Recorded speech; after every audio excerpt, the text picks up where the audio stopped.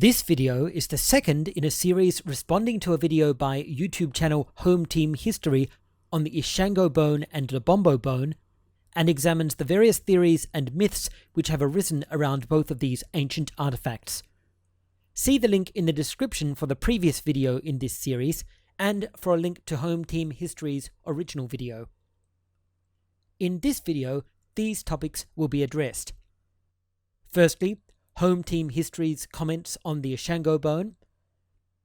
Secondly, my comments on the Ishango bone and the lunar cycle theory. Thirdly, HomeTeam History's comments on the Lebombo bone.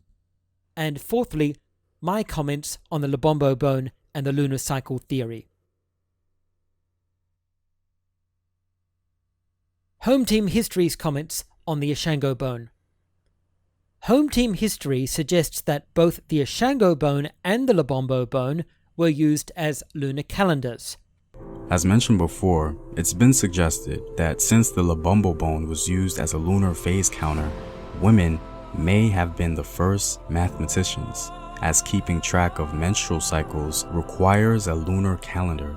The Lebombo bone bears witness to the existence of a very sophisticated accounting system which enabled humans to master time, and it is the first visible hint of the emergence of calculation in human history. Now, since one of the functions of both the Lebombo and Ishango bones are believed to have been used as lunar calendars, the agency of African women in this mathematical process seems very plausible. Note the very careful wording he uses here. He says, quote, "It's been suggested that since the Lebombo bone was used as a lunar bone calendar," end quote. He says, quote, "Women may have been the first mathematicians," end quote. He says, quote, "The Lebombo and Ishango bones are believed to have been used as lunar calendars," end quote. And he says, quote, "The agency of African women in this mathematical process seems very plausible," end quote.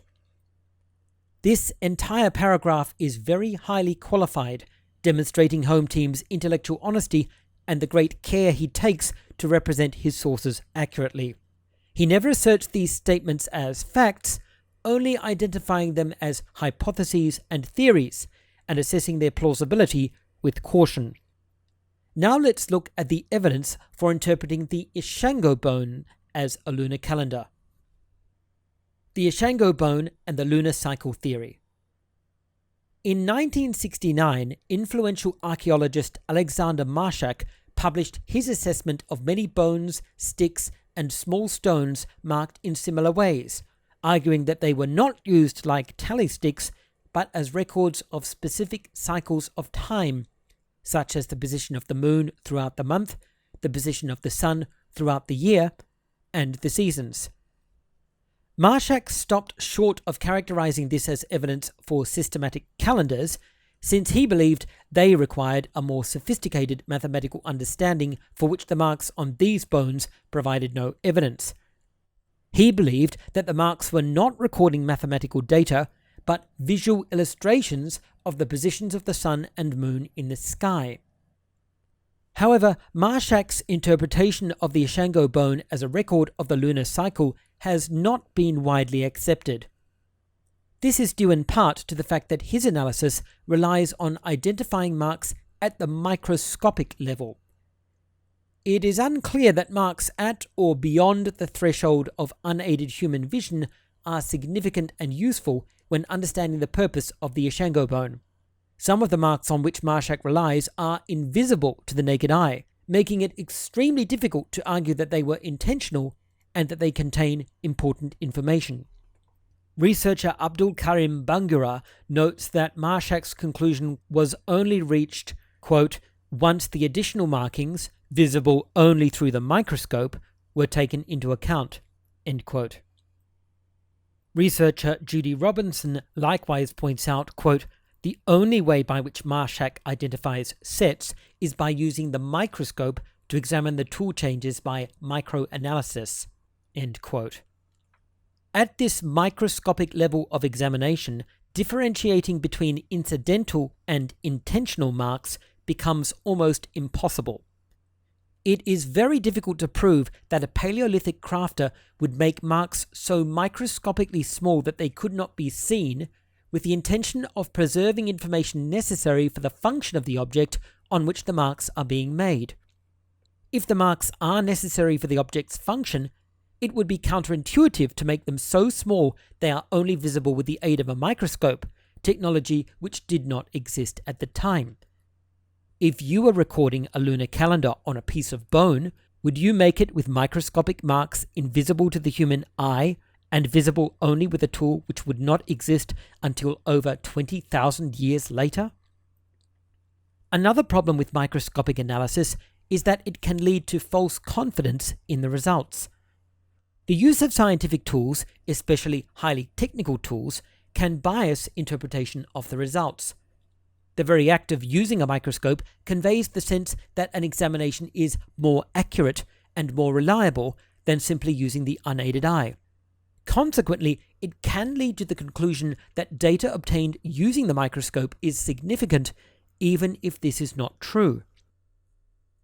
This problem is illustrated well by the fact that Marshak's interpretation of the marks on the Ishango bone were later challenged by the interpretation of another scholar, Francesco Derico, who also used a microscope to detect and examine similar marks on objects similar to the Ishango bone.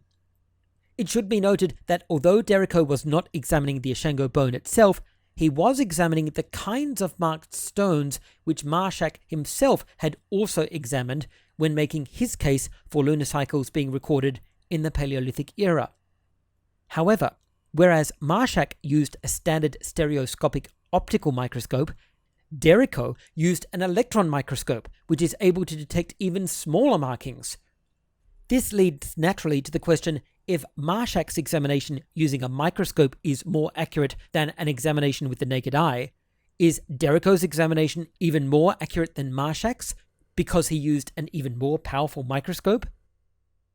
As art historian James Elkins comments, the actual result is that, quote, since Derico used an electron microscope, whereas Marshak uses an optical one, Derico's readings are physically closer, and he has been extracting different kinds of empirical data, end quote. This is perhaps all that can definitely be said.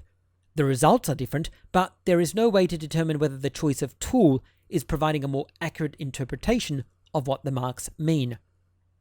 Consequently, Marshak's interpretation of the Ishango bone as a visual lunar calendar has been largely rejected by the scholarly community. Aside from anything else, it's extremely unlikely, firstly due to the fact that it relies on an interpretation of marks which are so small they cannot be read without a microscope, and secondly because no such visual representation of a lunar calendar has been found anywhere else in Africa. There is no evidence that any African ethnic group used such a method to record a lunar calendar, and the only evidence we do have for indigenous African lunar calendars uses a different method. After assessing a range of different interpretations of the Ishango bone, Huilbrook concludes it contains evidence that the bone is, quote, simple evidence of a counting procedure in a community where bases 10 and 6, or 3 and 4, were still mixed up and both used, end quote. However, he rejects more complex interpretations, writing, quote, a balanced interpretation makes the Ishango rod seem less spectacular because it does not involve prime numbers or astronomy, end quote. This is still the general scholarly consensus on the Ishango bone. HomeTeam History's comments on the Lebombo bone. Now let's look at HomeTeam's comments on the Lebombo bone. As amazing as the Ishango bone is, there's an even older mathematical tool that's seldom discussed. It's called the Lebombo bone, and it's believed to have been in use around 9000 BC. The significance of the Lebombo bone is that it's the oldest expression of mathematics on the planet, and it's theorized that women were its primary inventors. As I mentioned in the previous video in this series, the Lebombo bone has recently been redated to around 44,000 years ago, making it even older than the date given by HomeTeam History. Although there is some debate about whether or not it is the oldest expression of mathematics on the planet, since there are older artifacts believed by some scholars to have numerical markings, the Lebombo bone is probably the oldest artifact which scholars generally agree has a numerical, if not mathematical, function. As I also mentioned in the previous video in this series, although it is true that some scholars have proposed the Lebombo bone was made by a woman, this remains a marginal view since it has no empirical evidence. This is a fact acknowledged by HomeTeam History. HomeTeam continues. The bone, which resembles the calendar sticks still in use by the San people in Namibia today, ranks with the oldest mathematical objects known. This is true. Dirk Huelbroek writes, quote, "The archaeologist who discovered it, Peter Beaumont, saw a similarity with the calendar sticks used to the present by the Bushmen of Namibia." End quote. An illustration of one of these calendar sticks is on screen now at left. Huelbroek's statement is very important because it identifies a point of reference for understanding the Lebombo bone. Since the Lebombo bone looks similar to some lunar calendar sticks used by indigenous people today, if the Lebombo bone was a lunar cycle calendar, then we would expect it to function in the same way. So how do those lunar calendar sticks function? Huelbroek says they are, quote, "always simply records of tallies," end quote, to help remember a certain quantity. He goes on to say they are, quote, "without any logical structure or relation between the carvings," end quote. In other words, these lunar calendar sticks are simply a visual representation of the number of days which have elapsed since the last full moon. Each day you carve a notch into the stick to show one day has passed. When there are a certain number of notches, you know the month is ended. There are two important points to note here. One is that if the Lebombo bone is a lunar calendar, then it means the Lebombo bone is just a simple tally stick, because that's exactly how these lunar calendar sticks work.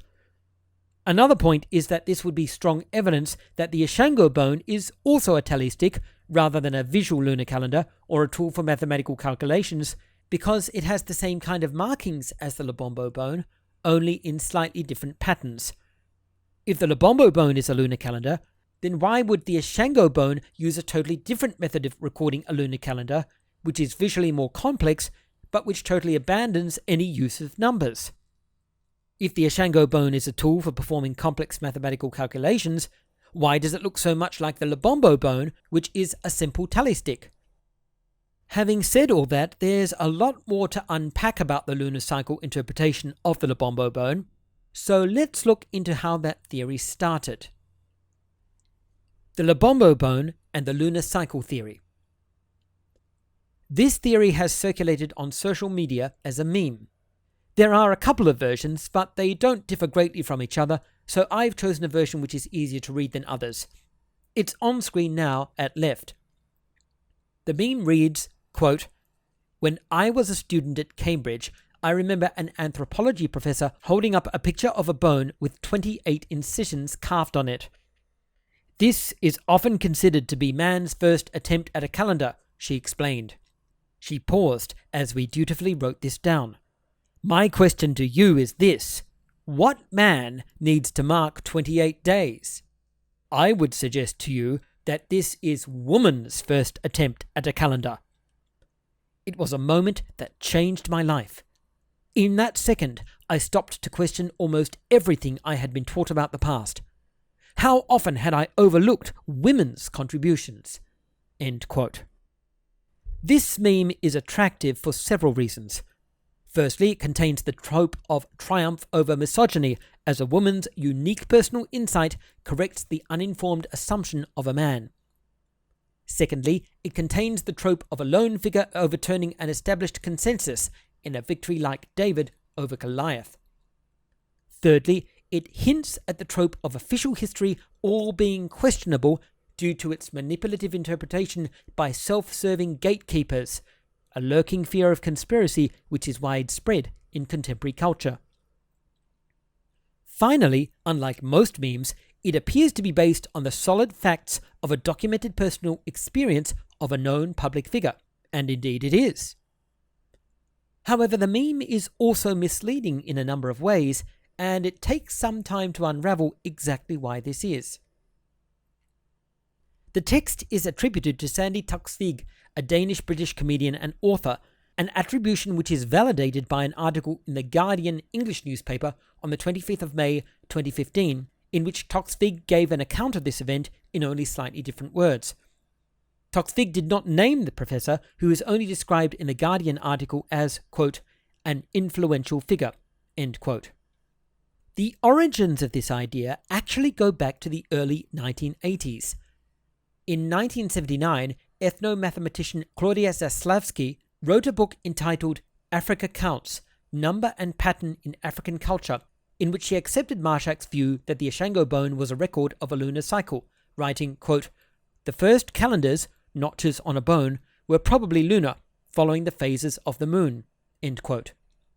In 1981, social philosopher William Thompson published a book entitled The Time Falling Bodies Take to Light, in which he took up the idea of Paleolithic people recording a lunar calendar in this way, and proposed that women had invented this calendar in order to track their menstrual cycle.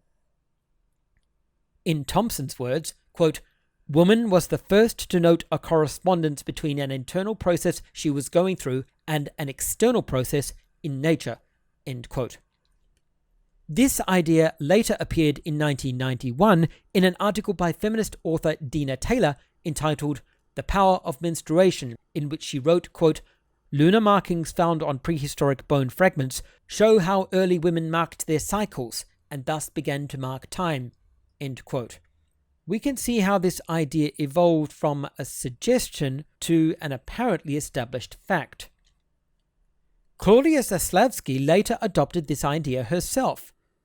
In 1992, she wrote a brief article entitled Women as the First Mathematicians, proposing that the Ishango bone had been made by a woman keeping track of her menstrual cycle. In her article, Zaslavsky asked rhetorically, quote, who but a woman keeping track of her cycles would need a lunar calendar, end quote. She also mentioned that she had, quote, raised this question with a colleague, end quote, who had suggested that early agriculturalists may have wanted to track a lunar calendar. He also suggested that these early agriculturalists were women, on the assumption that, quote, they discovered cultivation while the men were out hunting, end quote. Zaslavsky's conclusion was, quote, whichever way you look at it, women were undoubtedly the first mathematicians, end quote.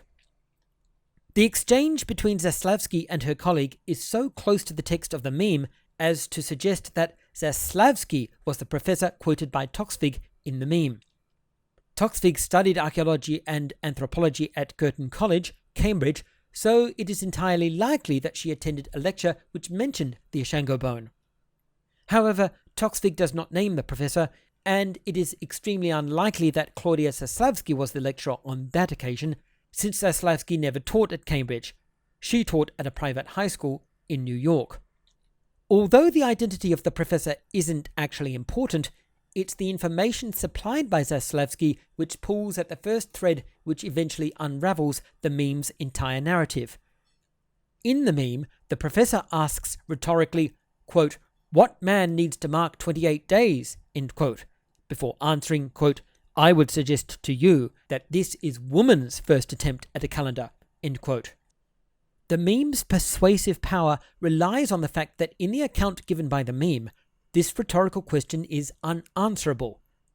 Readers of the meme are intended to conclude that there can be no rational reason for a man to mark a 28-day cycle.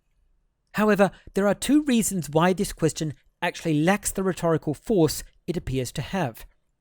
Firstly, there is the extremely obvious answer that intersex men and trans men may need to mark a 28-day cycle if they are menstruating. An article on the Guardian newspaper website dating to the 28th of October 2009 quotes Toksvig giving the same account of the professor, indicating she has been using the anecdote for at least 10 years. By this time, the public is most likely sufficiently aware of the existence of trans people to warrant changing the details of the narrative somewhat, so as to be a little more inclusive. It should be noted that this is in no way a suggestion that Toksvig is prejudiced against trans people. On the contrary, she has consistently been an outspoken ally of LGBTQ rights. Nevertheless, it must be realized that the rhetorical force of this anecdote, as represented in the meme, actually relies on a conception of man which excludes both intersex men and trans men. Secondly, the question's rhetorical power is also eroded by the account of Claudia Zaslavsky, which was written all the way back in 1992. When Zaslavsky asked her male colleague, quote, "Who but a woman keeping track of her cycles would need a lunar calendar?" end quote, she reports that he immediately replied that early agriculturalists would have the same need. Although he then went on to suggest that the first agriculturalists were women, Zaslavsky's own anecdote demonstrates that there are simple rational answers to the question which do not involve menstruating women. Male agriculturalists would obviously have benefited from a lunar calendar. Pulling on another thread in this meme unravels it even further. Although the meme cites Toksvig speaking of a, quote, bone with 28 incisions carved on it, end quote, the bone itself is not identified. In the article from The Guardian quoted earlier, Toksvig is cited as identifying the bone displayed by her professor as the Ishango bone. However, there is a problem with this. The Ishango bone does not have 28 incisions carved on it. It has 3 columns of 48 incisions, 60 incisions, and another 60 incisions, respectively. Professional interpretations of the Ishango bone as a record of a lunar calendar are not actually based on the number of incisions, and certainly not based on the idea that it has only 28 incisions, which it certainly does not. In fact, Alexander Marshak, the scholar who first proposed the lunar calendar interpretation of the Ishango bone, stated specifically that in his view it was, quote, a non-arithmetical lunar calendar, end quote, writing that the marks, quote, are always read and used positionally, never arithmetically, end quote. In other words, in Marshak's view, the incisions should not be interpreted mathematically, but visually and symbolically. However, it is possible that Toksvig confused the Ishango bone with the Lebombo bone. As mentioned previously by HomeTeam History, this was discovered in the 1970s in a cave near South Africa and Swaziland, and dates to around 44,000 years ago. It has 29 incisions, which is very close to the 28 incisions Toksvig cited, and like the Ishango bone, it has been suggested that the Lebombo bone is a record of a lunar calendar. This certainly sounds a lot more like the bone referred to in Toksvig's account. Nevertheless, there are problems with this as well. Firstly, the Lebombo bone is not intact.